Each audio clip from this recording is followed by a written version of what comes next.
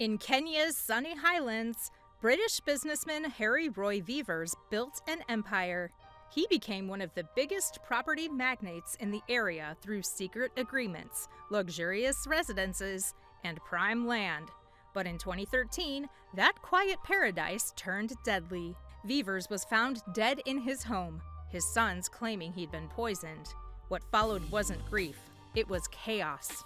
His passing provided access to Kenya's secret offshore funds, bribes, and land battles. The case twisted through lawyers, missing documents, and whispers of powerful people wanting him gone. The local police called it natural causes. His family called it murder. And the truth? It vanished somewhere between money and fear. The more they searched, the darker it got. More questions than answers, and some say more bodies than files. But what happens when the man holding the receipts tries to expose the system itself? Alexander Parapolichny wasn't a hero, at least not at first. He was a wealthy businessman who knew too much about Russia's elite.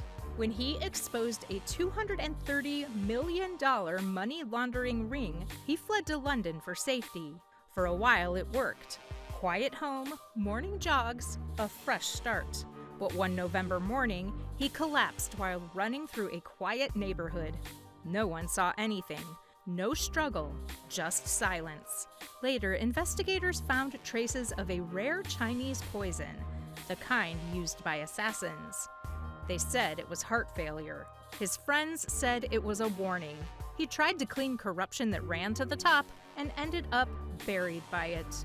And when power turns on its own, no one runs faster than the man who built it. Boris Berezovsky helped shape modern Russia and then became its enemy. He rose fast, building a fortune in oil, cars, and media during the wild 1990s. But power came with a price. When he turned against the Kremlin, he turned himself into a target. Exiled in the UK, Berezovsky lived in mansions, but moved like a hunted man. Cameras, guards, whispers of old friends turning foes.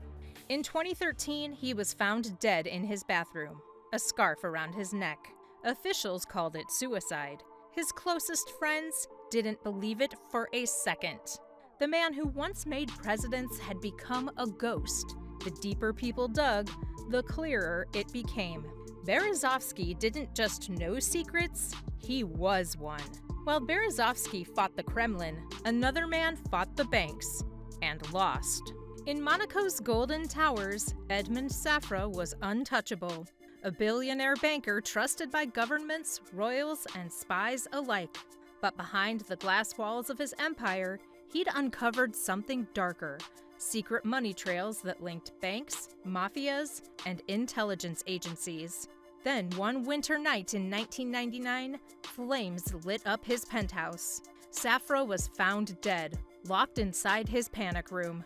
The man who knew every secret account couldn't escape his own. The story never added up.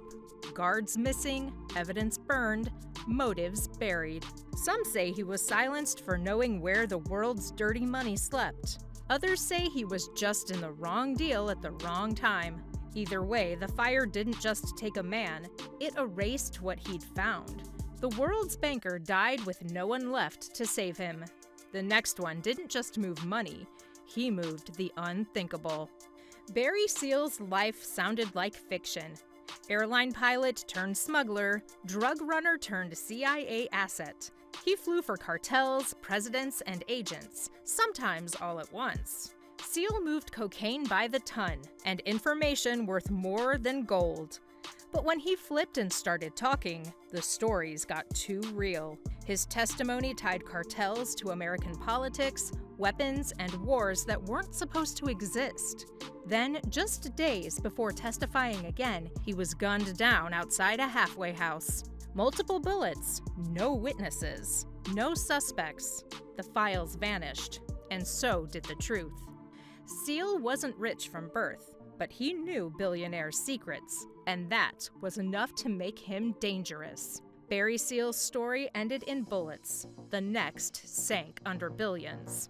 Robert Maxwell built his legacy on headlines, but the biggest story he ever made was his own. A publishing giant who controlled newspapers across Europe, Maxwell had power that stretched from London to New York. Then came the discovery: billions missing from his company's pension funds. Days later, his body was found floating near his yacht, the Lady Ghislaine. Theories exploded: suicide, accident, murder. No one agreed on how he died, only that he'd been living on borrowed time. His empire was drowning in fraud, spies, and political favors. Some say he was about to be exposed. Others say he was silenced to keep what he knew buried. Either way, Maxwell's fall wasn't just physical, it was global.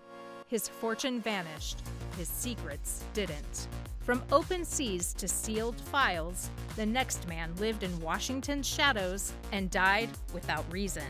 John Wheeler lived in the shadows of power, an advisor to presidents, a veteran, a man trusted with national secrets. But in December 2010, his body was found in a Delaware landfill. No robbery, no clear motive, just confusion. Days before his death, security cameras caught him wandering aimlessly, lost, carrying one shoe and a briefcase. Those who knew him said it wasn't the man they remembered. Wheeler had been working on defense technology contracts, projects so classified they barely had names.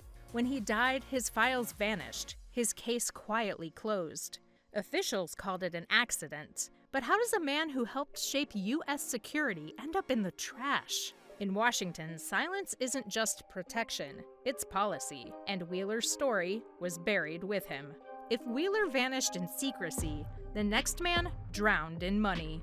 The guy who silently multiplied fortunes was Thomas H. Lee, the billionaire behind Billionaires. He turned other people's money into power, and power into influence. Then in early 2023, he was found dead in his Manhattan office, a gun by his side. The news broke fast. The questions came slower. Rumors swirled: financial investigations, missing documents, deals that touched the highest levels of Wall Street and politics.